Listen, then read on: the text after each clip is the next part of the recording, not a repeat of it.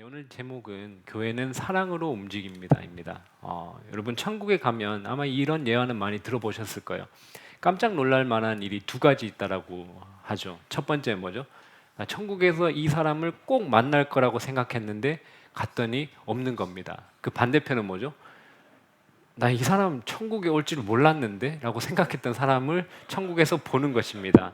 근데 전 여기에다가 하나 더 추가할 만한 깜짝 놀랄 만한 일이 일어날 거라고 생각을 합니다.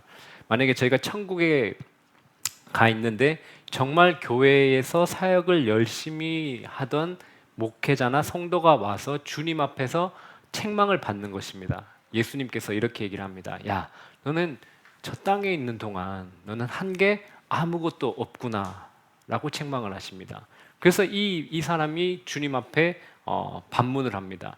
주님, 그게 무슨 말씀이십니까? 제가 주일학교를 교사만 30년을 했고 성가대도 하고 구제도 하고 전도도 열심히 하고 성교 헌금도 매달 했는데 주님, 제가 한 것이 아무것도 없다니 그게 무슨 말씀이십니까? 그래서 예수님께서 답변을 하십니다.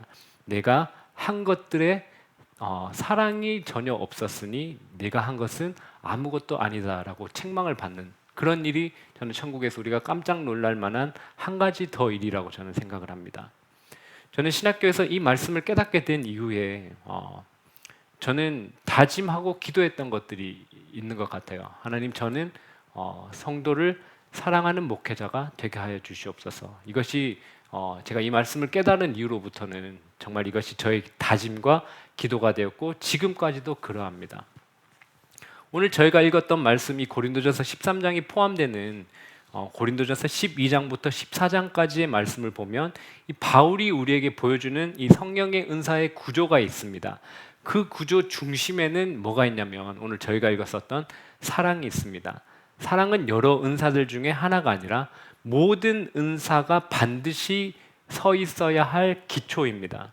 아무리 탁월한 은사를 가졌다 할지라도 사랑이 없으면 그 은사는 교회를 세우는 도구가 되는 것이 아니라 오히려 공동체를 무너뜨리는 도구가 될 수 있습니다. 여러분, 은사라는 단어의 원어를 제가 한번 알려드렸죠. 혹시 기억나시나요? 은사? 네. 한 분 일단 여러분들 다 잊으셔야 돼요. 그래야 제가 설교를 재탕도 하고요, 3탕도 하고 4탕도 할 수 있어요. 여러분들 잊으셔야 돼요. 이 원어로는 카리스마인데요. 다 들어보셨죠? 이 단어는 합성어인데요. 은혜라는 카리스에다가 결과를 나타내는 마가 붙은 거예요. 그러니까 은혜의 결과로 주어지는 선물이라는 뜻입니다. 그럼 저희가 이 고린도전서를 계속해서 묵상하고 있지만 성령님께서 각 사람에게 각기 다른 은사를 왜 주셨을까요? 그것은 내 자신을 위한 것이 아니라 교회의 유익이 되고 교회의 덕을 세우기 위함입니다. 그런데 이 고린도 교회의 문제는 그들이 성령의 은사는 풍성하게 받았지만 그 은사를 사랑으로 사용하지 않았고요. 서로를 섬기기보다는 서로를 비교했고 어떤 사람은 자신이 받은 은사를 자랑했고 어떤 사람은 자신이 받은 은사가 더 영적이라고 생각을 했습니다. 바울은 은사의 다양성은 인정을 합니다. 그런데 이 많은 은사들 중에 하나님의 말씀을 선포하고 가르치는 은사들이 교회 안에서 중요하다고 얘기를 합니다. 왜 그렇게 이야기를 하냐면 말씀은 교회가 무엇을 믿어야 하는지, 우리가 어떻게 살아가야 되는지, 어디로 가야 하는지를 분명히 보여주기 때문입니다. 그런데 이걸 오해하시면 안 됩니다. 이걸 악용하면 어떻게 되죠? 말씀을 전하는 이 고린도 교회에 똑같은 문제를 만들어낼 수가 있어요. 말씀을 전하는 제가 중요합니다. 이렇게 얘기하면 어떻게 되죠? 그때부터 여러분들 반기를 드셔야죠. 그때부터는 저 좀 이상하다 이런 걸 느끼셔야 돼요. 제가 그런 얘기를 혹여나 하게 된다면 말씀의 은사를 가진 사람이 지위가 높다라는 뜻이 아니라 교회를 섬길 책임이 크다라는 것입니다. 왜냐하면 말씀을 통해서 교회의 방향을 얘기하고요, 우리가 어떻게 살아야 될지를 제시하기 때문입니다. 그래서 목회자를 이 성경을 올바르게 선포하는 자로 보지 않고 마치 이 목회자가 하나님께 직접 비밀을 받아 이런 비밀스러운 것들을 사람들에게 전달하는 마치 특별한 중재자, 중개자처럼 여기게 될 때가 간혹 있는 것 같습니다. 그렇게 되면 어떻게 될까요? 목회자의 말이 절대화됩니다. 그래서 목회자가 하는 말마다 다 하나님의 뜻처럼 받아들이게 됩니다. 그럼 제가 이 영상을 박제해 두시기 바랍니다. 혹여나 제가 그런 행위를 한다면 이걸 들고 오셔서 저한테 반박해 주시기 바랍니다. 제가 잘 정리해 드리겠습니다. 목회자의 할 일은 무엇이냐면, 여러분, 저희가 하나님의 말씀은 이미 우리에게 완전히 주어졌죠. 그죠? 구약 몇 권이죠? 39권. 네, 신약 27권, 3927. 이 정도는 외우셔야 돼요. 이건 잊으시면 안 돼요. 성경은 이미 말씀은 다 주어졌습니다. 목회자는 새로운 계시를 받아오는 자도 아니고요. 무슨 성경 밖에 있는 무슨 이 신비한 영적 비밀 이런 걸 가져와서 알려주는 사람도 아닙니다. 그리고 목회자는 여러분의 미래를 점치듯 말해주는 사람도 아닙니다. 그럼 목회자는 무엇을 하는 사람일까요? 이미 주어진 하나님의 말씀을 바르게 해석하고 해명하고 우리가 처한 이 삶의 자리에서 그 말씀을 어떻게 순종해야 하는지를 가르치고 제시하는 사람입니다. 그러니까 강단의 권위는 어디서 나오는 것입니까? 하나님의 말씀에서 나오는 것입니다. 목회자의 말은 이 하나님의 말씀에 충실할 때에만 권위를 가지는 것입니다.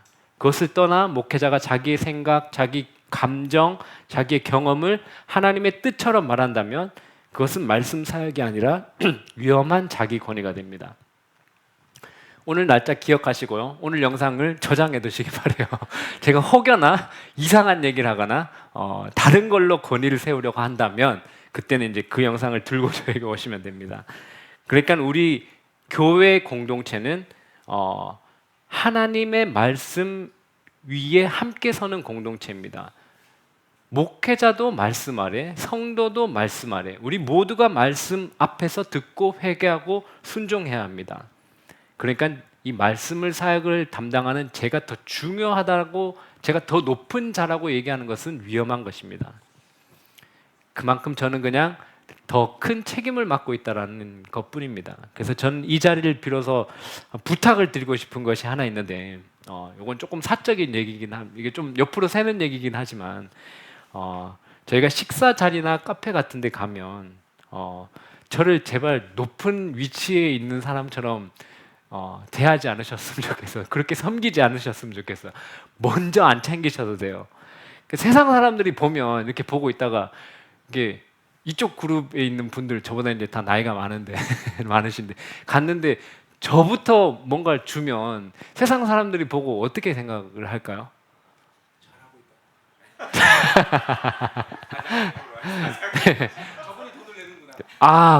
그럴 수도 있겠네요.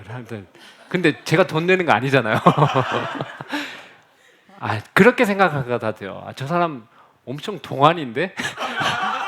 아니면 저 사람 돈 내는구나. 근데 둘 다 아니잖아요.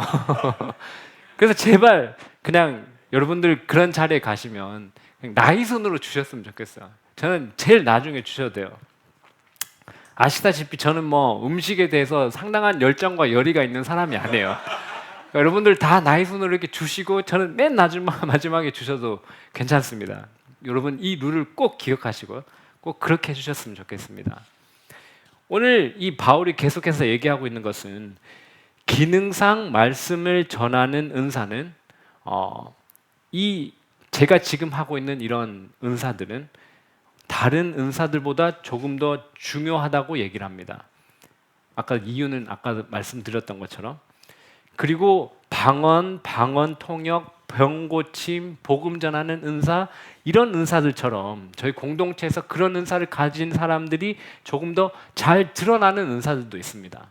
그러니까 이 두 은사들은 교회에 있으면 잘 드러납니다. 저 이미 이 앞에 서 있잖아요. 그렇죠?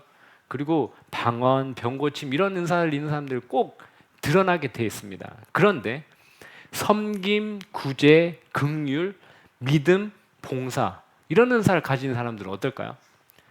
교회 공동체에서 잘 드러나지 않아요. 왜냐하면 항상 보이지 않는 위치에서 이렇게 섬기고 계시거든요.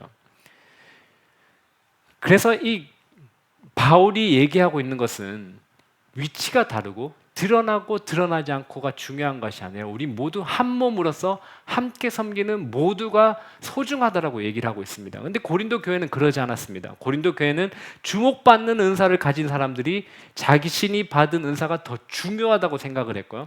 그러기 때문에 이 공동체에서 나는 더 중요한 지체라고 주장을 했습니다. 그런데 이 교회를 그리스도의 몸으로 비유한 바울은 몸이라는 유기체에 있어서 그런 주장은 불가능하다고 얘기를 했습니다. 고린도전서 12장 21절부터 23절까지 말씀 한번 읽어보도록 하겠습니다. 21절부터 23절 12장입니다. 저희가 합독해서 읽어보도록 하겠습니다. 눈이 손더러 내가 너를 쓸데없다 하거나 또한 머리가 발더러 내가 너를 쓸데없다 하지 못하리라. 그뿐 아니라 더 약하게 보이는 몸의 지체가 도리어 요긴하고 우리가 몸에 덜 귀히 여기는 그것들을 더욱 귀한 것들로 입혀주며 우리의 아름답지 못한 지체는 더욱 아름다운 것을 얻으리라. 그런즉 아멘. 여러분 그 여성분들이 그 화장을 왜 하시나요? 오늘 아침에 거의 다 하고 오셨죠. 여러분들 화장을 왜 하시나요? 여러분 여기 좀 못난 부분이 있으면 맞는지 모르겠어요. 못난 부분이 있으면 이렇게 좀 커버하고 요거 조금 더 예쁘게 보이기 위해서 표정이 별로 안 좋으신데 아 그러려고 하는 거 아닌가요? 이렇게 좀 안 좀 네. 넘어갈게요. 네. 여기 네, 제 이야기를 할게요. 제가 여기 눈썹이 조금 이상해요. 그러면 다음 주부터 제가 눈썹에 여기다 뭔가 이렇게 좀 그리고 올 수 있잖아요. 여기가 비어 있으면 흑채로 할까요? 여기 비어 있으면 흑채를 할 수 있잖아요, 그렇죠? 그러면 왜 흑채를 하죠?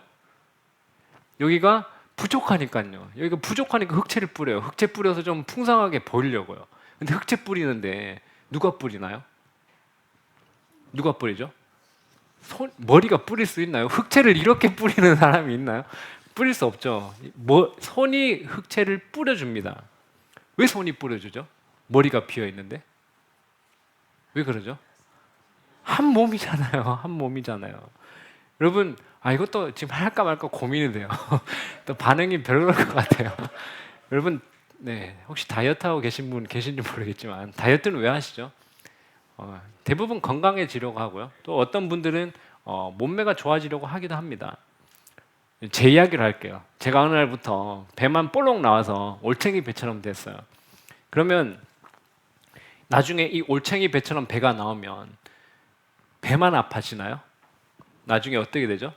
몸 여기저기가 이제 아파지기 시작을 합니다. 그럼 여러분 제가 이 자꾸 올챙이 배처럼 나오니까 제 입이 배한테 야, 너 좀 창피하니까 좀 뒤로 들어가 줄래? 그러니까 너 어디 창피하니까 좀 내 몸에서 좀 나가 줄래? 라고 얘기를 한다고. 그 몸이 나가지고 그 배가 내 몸이 아닌 게 될 수 있나요? 그렇게 될 수 없잖아요. 그럼 배가 또 이렇게 얘기합니다. 야, 입한테 네가 아무 음식이나 통과시켜 주니까 지금 내 배가 이렇게 나온 거 아니냐. 라고 이런 일들이 제 몸에서 일어나고 있다라고 한번 가정을 해봅시다. 그럼 그게 여러분들 상상이나 되시나요? 그게 올바른 일인가요? 그게 얼마나 코미디 같은 일인가요? 그래서 지금 이제 도저히 안 되겠다. 난 올챙이처럼 이렇게 살고 싶지 않다. 이제 난 내 올챙이 배를 없애야겠다라고 다이어트를 제가 마음을 먹고 결심을 하고 시작을 했습니다. 그러면 어떻게 되죠? 이제 입에서 음식들을 걸러줘야 됩니다. 그렇죠. 먹을 음식, 먹지 않을 음식 걸러서 보내줘야 되고요. 그리고 배만 운동하나요? 다이어트 할 때? 여러분 요즘 PT 받고 계신 분들 몇몇 계신 걸로 알고 있습니다. 여러분 배가 나왔다고 배만 움직이나요? 아니죠. 팔, 다리 움직이죠. 뭐 쇼를 하잖아요. 저는 못 봤지만 다 움직이잖아요. 그럼 배만 나왔는데 왜 배만 움직이지 않고 다리, 팔, 다리 움직이고 허리 움직이고 다 움직이시죠? 같이 움직여줘야 얘가 들어가니까요. 우리는 한 몸이기 때문에 이렇게 다 함께 움직입니다. 그래서 이제 제가 올챙이 배를 다 없앴어요. 그리고 이제 여기에 식스팩이 생겼어요. 그럼 여러분 이제 어떻게 되죠? 예전에 올챙이 배일 때는 이 배가 뭐였죠? 골칫거리고 창피거리인데 이제는 식스팩이 됐으니까 어떻게 되죠? 자랑 아시네요. 여러분 하나씩 장착하고 계신가 봐요. 식스팩이 있으면 이젠 내 자랑거리가 돼요. 그때는 어떻게 하죠? 막 운동하다가 그냥 이렇게 닦으면 되는데 땀 어떻게 닦죠? 땀 괜히 티셔츠 올려가지고 이렇게 닦으면서 여기 식스팩 한번 보여주려고요. 여러분들 이게 한 몸이에요. 이게 한 몸입니다. 골칫거릴 때도 함께 골칫거리고요. 영광스러울 때는 우리 모두에게 보여주고 싶을 만큼 영광스러워지는 것이 한 몸이 된다라는 의미입니다. 여러분 우리가 이렇게 한 몸을 이루면서 여러분 팔이 되든지 발이 되든지 눈이 되든지 입이 되든지 각각 한 지체가 될 것이고요. 여러분들은 하나님께서 자신 각자에게 주신 재능과 은사에 따라 지체로서 자신이 맡은 일을 하게 될 것입니다. 오늘 말씀은 각 지체들이 자신의 맡은 일을 하게 될 때에 우리가 기능적인 능력을 떠나서 가장 중요한 것이 무엇인지를 알려줍니다. 여러분 지난 금요 기도회 때 은사에 대해서 조금 나눴었는데 여러분들 그 설교를 들으시지 못하셨다면 오늘 한번 들어보시면 오늘 본문이 조금 더 잘 이해가 될 겁니다. 31장이 12장에서 13장으로 넘어가는 거기 딱 사이에 들어가 있는데 31절 저희가 한 번 더 읽어볼까요? 오늘 말씀 31절입니다. 너희는 더욱 큰 은사를 사모하라. 내가 또한 가장 좋은 길을 너희에게 보이리라. 아멘. 요렇게 가장 좋은 길로 가라고 얘기를 하면서 제시하는 것이 저희가 오늘 읽었었던 사랑장입니다. 사랑의 길이죠. 여러분 교회에서 사랑은 수백 번, 수천 번 나눠도 과하지 않은 주제예요. 왜 그럴까요? 우리가 잘 못하기 때문에 그렇습니다. 여러분 1절 말씀 한번 읽어보겠습니다. 1절 말씀. 내가 사람의 방언과 천사의 말을 할지라도 사랑이 없으면 소리나는 구리와 울리는 꽹과리가 되고. 아멘. 요즘 시대에 우리 그리스도인들을 바라보는 시선이 아닐까 합니다. 여러분 저희가 사람의 방언과 천사의 말처럼 들리는 말들을 우리가 해요. 여러분 사랑해야 됩니다. 이웃 사랑해야 됩니다. 이런 아름다운 말들을 많이 합니다. 그런데요. 정작 우리에게 사랑이 없으니까 이게 어떻게 들리나요? 소리나는 구리와 울리는 꽹과리. 여러분 오늘 많이 안 주무시네요. 제가 주무시면 이렇게 꽹과리라도 좀 울리려고 했는데 여러분 이게 얼마나 이 듣기 싫은 소리인지 혹시 들어보셨나요? 소리나는 구리와 안 들어보신 표정 같아요. 지금 여기서도 하면 듣고 싶지 않으세요?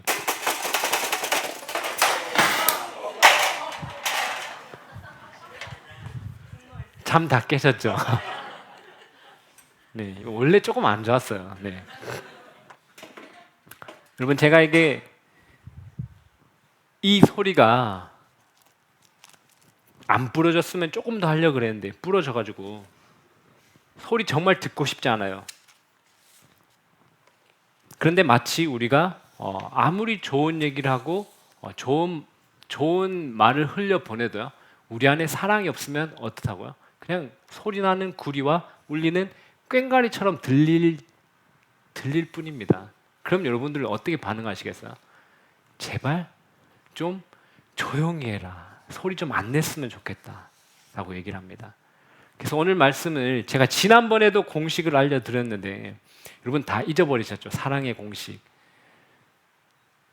네. 그래야 제가 재탕당하고 담당자였으니까 아주 좋아요. 여러분 공식 꼭 오늘 외우시기 바래요. 슬라이드 한번 띄워주시면 자 오늘 말씀하는 요점은 이거예요.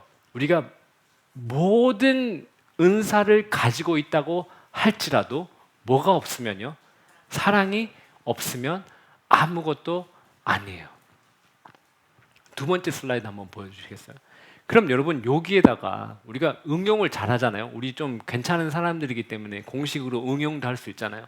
여러분 여기 빈칸에다 여러분들이 가진 모든 것을 여기에다가 집어넣는다 할지라도 여러분들이 가진 돈, 재능, 시간, 능력, 물질 모든 걸 여기 집어넣는다고 해도 뭐가 없으면요 사랑이 없으면 아무것도 아니라고 얘기를 합니다. 여러분 그러니까 저희가 함께 신앙생활을 하면서 여러분들이 가진 모든 것으로 교회를 섬겨도 여러분들이 가진 재능, 은사, 시간, 돈, 에너지 모든 것을 가지고 교회를 섬긴다 하고 옆에 있는 성도들을 섬긴다 할지라도 오늘 말씀으로 한번 얘기를 해볼게요. 여러분들이 그러한다 할지라도 오래 참지 못하고 온유하지 못하고 시기하고 자랑하고 교만하고 무례히 행하고 자기의 유익을 거하고 성내고 악한 것을 생각하고 불의를 기뻐한다면 어떻게 되죠? 우리는 소리나는 구리와 울리는 꽹과리가 되고 아무 유익이 없고 나는 아무것도 아닙니다가 됩니다. 여러분 하나님 나라의 법칙이 이러합니다. 여러분 결과가 nothing이라면 여러분 뭔가를 하시겠어요? 여러분 내가 어떤 열심을 다해서 했던 일의 결과가 아무것도 아니라면 여러분들 거기에다가 여러분들의 시간과 재능과 물질과 모든 것 들여서 그 일을 하시겠냐고요. 그거 한다 그러면 그 사람 바보 아닌가요? 여러분 예수님께서 잡히시던 밤에 제자들과 유월절 식사를 하시면서 새 계명을 주셨어요. 새 계명은 무엇이냐면 요한복음 12장 34절에 새 계명을 너희에게 주노니 서로 사랑하라. 내가 너희를 사랑한 것 같이 너희도 서로 사랑하라입니다. 여러분 구약의 옛 계명은 무엇이라고 얘기했는지 아시죠? 구약의 옛 계명은 무엇이죠? 내 이웃을 내 몸과 같이 사랑하라 이것입니다. 여러분 옛 계명은 들으면 나 이거 좀 컨디션 괜찮을 때 할 수 있겠는데? 라는 생각 드시지 않나요? 옛 계명이 뭐죠? 내 이웃을 내 몸과 같이 사랑하라요. 여러분 컨디션 좀 괜찮고 영적 상태 괜찮을 땐 나 할 수 있겠는데? 라는 생각 좀 안 드시나요? 이거 컨디션이 좋을 때도 안 되나요? 컨디션 좋을 때는 저도 할 수 있을 것 같아요. 내 이웃을 내 몸과 같이 사랑하라. 그런데 이 새 계명은요. 내가 내 자신을 아무리 좋게 본다고 해도 듣는 순간 나 이건 안 되겠다라는 생각이 들어요. 왜 그래? 두 가지 이유가 있어요. 왜 그래요? 첫 번째는 예수님께서 우리를 사랑한 것 같이입니다. 근데 이 제자들이 처음에 들었을 때는 약간 나 이거 할 수 있겠는데 라고 생각했을지도 모르겠어요. 왜냐하면 이 얘기를 처음 했을 때 시점이 언제냐면 예수님이 잡히시던 밤이에요. 잡히시기 전이에요. 그러니까 예수님께서 보여주신 그 예가 무엇이었냐면 제자들의 발을 씻기면서 내가 너희를 사랑한 것 같이 너희도 서로 사랑하라 이렇게 얘기를 하셨어요. 그러니까 이 정도면 할 수 있겠는데라고 제자들이 생각했을지도 몰라요. 그런데 지금 저희가 보는 시점 그리고 제자들이 나중에 예수님께서 십자가에 달리시고 난 이후의 시점에서 본다면 어떤 생각이 드시나요? 이거 나 죽어도 못한다요. 왜죠? 예수님께서 우리를 얼마나 사랑하셨죠? 예수님께서 우리를 사랑하셔서 십자가에 못 박혀 죽으실 만큼 우리를 사랑하신 거예요. 근데 이 정도의 사랑을 우리에게 요구하니 우리 마음은 어때요? 난 이거 죽어도 못한다라는 생각밖에 들 수가 없는 것입니다. 그러면 이런 질문이 또 떠올라요. 하나님께서는 왜 이렇게 우리에게 우리가 죽었다 깨어나도 할 수 없는 이러한 명령들을 우리에게 주실까요? 오늘 이 계명도 그렇고요. 항상 기뻐하라. 쉬지 말고 기도하라. 범사에 기도하라. 여러분들 이게 가능합니까? 가능하지 않잖아요. 그런데 왜 이런 것들을 우리에게 명령하시죠? 왜 하나님께서 그러면 우리에게 실패와 죄책감을 주시기 위해서 이런 명령을 하시나요? 아닙니다. 하나님께서는 이러한 명령들을 통해서 새롭게 창조된 우리가 나아가야 될 방향을 보여주시고요. 우리가 부활하고 영광의 자리로 갔을 때에 온전히 누리게 될 풍성함들을 미리 보여주시는 것입니다. 그리고 이러한 명령들을 지키는 것에 가장 중요한 것은 무엇이냐고 물어본다면 무엇일까요? 하나님을 사랑하는 마음입니다. 요한의 글을 보면요. 계명과 관계를 통해서 사랑을 설명할 때가 많은데 요한 이렇게 설명합니다. 너희가 나를 사랑하면 나의 계명을 지키리라 이렇게 얘기합니다. 제가 알죠. 안 된다는 거 압니다. 그런데 이거 또 고민돼요. 여러분들 제가 연애할 때 이런 것들 물어봤는데 여러분들 로맨스가 별로 없다는 걸 제가 발견을 했거든요. 여러분들 말고 다른 사람들은 결혼하기 전에 연애할 때 자신이 상대를 얼마나 사랑하는지 어필하려고 온갖 헛소리를 다 하죠. 지금 생각하면 헛소리죠. 어떤 헛소리들이죠? 손에 이거 물 한 방울도 안 묻히게 해주겠다. 공주처럼 살게 해주겠다. 뭐 하늘의 별도 따다 주겠다. 뭐 이런 허황된 말을 합니다. 물을 안 묻히긴 뭘 안 묻힙니까? 손에다가 물을 담고 맨날 살고 있어서 지금 주부 습진이 매일 올라오고 있는데, 여러분, 그런데 그런 얘기 하시잖아요. 그리고 진짜 사랑하는 사람은 어때요? 습진약도 발라주고요. 그리고 설거지도 좀 대신해주고 뭐 별을 따다 주는 신용이라도 하죠. 왜 그럴까요? 사랑하기 때문에 그런 겁니다. 우리도 하나님의 말씀을 다 실천하면서 살아가는 것이 안 되지만, 그럼에도 불구하고 내 마음을 먹고 기도하고 노력하고 또 그 길로 나아가기 위해서 하는 이유가 뭐죠? 나는 하나님을 사랑하기 때문에. 내가 하나님을 사랑하는 것은, 표현하는 방법은 그분의 말씀에 순종하는 것이라는 것을 알기 때문에 그러합니다. 예수님께서 우리를 사랑하신 것 같이 옆에 있는 성도들을 사랑한다는 것은 우리가 하나님을 사랑한다는 것을 표현하는 가장 최고의 방법입니다. 제가 금요 기도회 때도 나누었지만, 세상에 많은 사람들은 높은 지위에 있는 사람이나 유명한 사람들을 만나면 뭐라고 얘기한다고요? 영광입니다. 영광입니다라고 아부의 말을 합니다. 그런데 우리는 무엇이 영광이죠? 우리는 하나님께서 주신 재능과 은사를 가지고 삼위일체의 하나님께서 우리 옆에 있는 분들을 빚어가시는 그 일하심에 동참하게 되는 것이 우리에게 가장 큰 영광입니다. 여러분들이 이거 아멘이십니까? 정말 아멘입니다. 여러분, 두 번째, 우리가 이 세 계명을 지키기 어려운 이유는요, 서로 사랑하라기 때문입니다. 서로입니다. 서로. 여러분, 이 계명을 전 정말 진지하게 받아들이고 있습니다.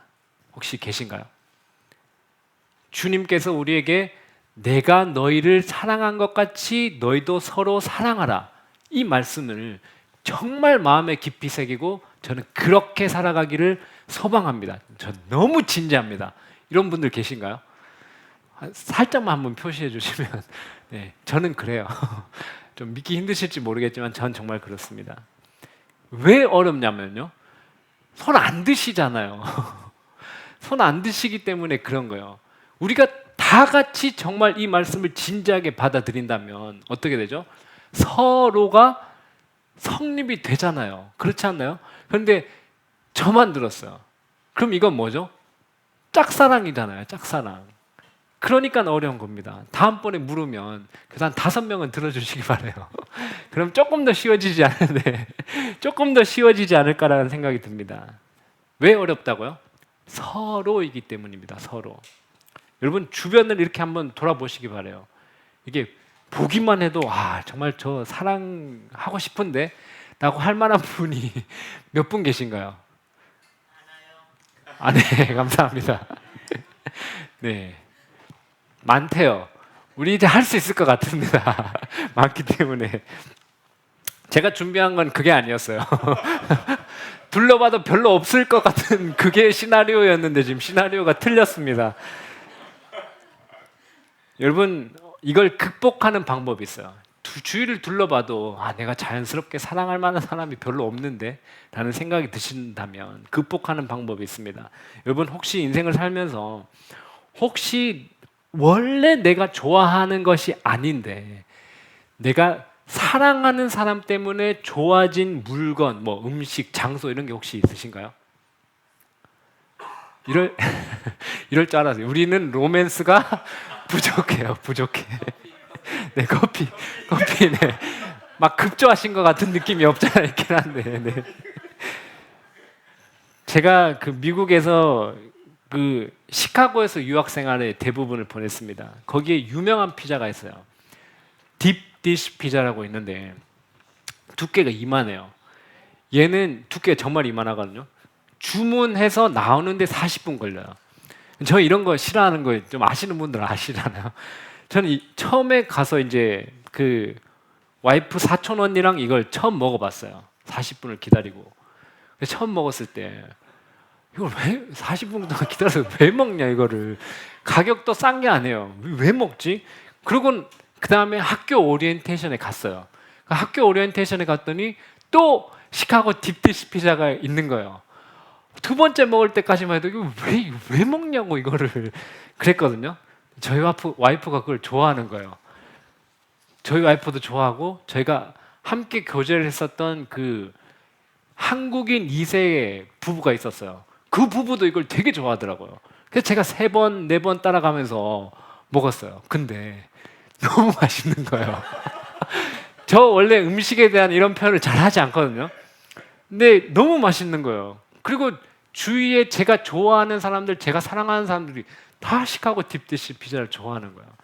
그랬더니 제가 언젠가부터는 그 피자를 너무 좋아하는 거예요. 시카고는 그립지 않은데 시카고 딥디시 피자 정말 먹고 싶어요.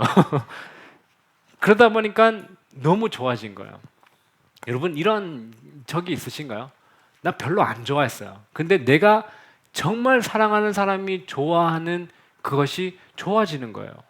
왜냐하면 이 사람이 좋아하기 때문이에요.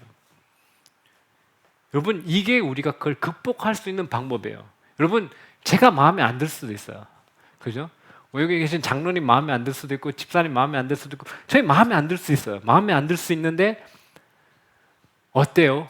내가 마음에 비록 들지 않지만 내 옆에 있는 이 마음에 들지 않는 이 사람을 위해서 하나님께서 무엇을 하셨죠? 하나님께서 독생자 예수를 보내셔서 그 사람을 위해서 십자가에 달리게 하셨습니다. 하나님께서는 그 옆에 있는 이 사람을 그토록 사랑하신 것입니다. 여러분 잘 생각해 보시기 바랍니다. 제가 시카고 피자를 좋아하게 된 것은 시카고 피자 맛이 변해서가 아니에요. 더 맛있어져서가 아닙니다. 시카고 피자는 똑같이 그대로 있었습니다. 그런데 뭐가 바뀐 거죠? 시카고 피자에 대한 나의 평가와 그 내 입맛이 바뀌게 된 것입니다. 그 관점에서 여러분 그 하나님께서 너무 사랑하는 옆에 있는 성도들을 보고요. 함께 시간을 보내고 그런다면 그 사람이 변하지 않을 수도 있어요. 시카고 피자가 변하지 않은 것처럼. 근데 뭐가 바뀌는 거죠?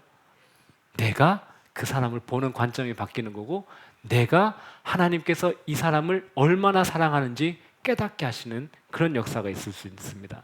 그렇게 되면 어떻게 되죠? 나도 그 사람을 사랑할 수 있게 되는 것입니다.